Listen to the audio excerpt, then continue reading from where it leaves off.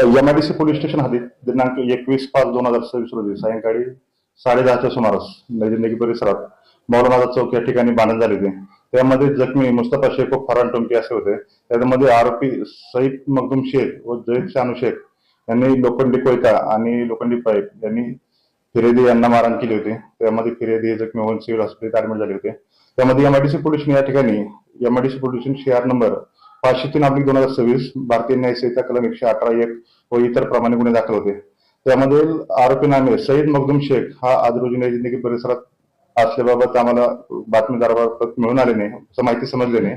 आम्ही स्वतः आमचे पोलीस स्टाफ असे आम्ही जाऊन नई जिंदगी परिसरात त्या आरोपीचा शोध घेऊन त्याला ताब्यात घेऊन एमआयडीसी पोलिसांनी आणलेले आहे. त्याच्यावरती पुढील कारवाई चालू आहे.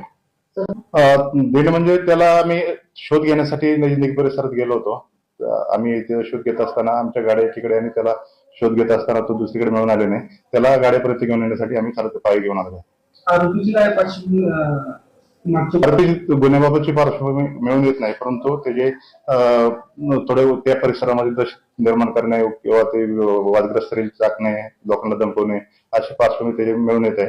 त्याच्याबाबत आम्ही कठोर कारवाई करण्याची केली. त्यामध्ये 2 आरोपी आहेत, सईद मखदूम शेख आणि जैद शानू शेख असे दोन्ही आरोपी मिळून आलेले आहेत.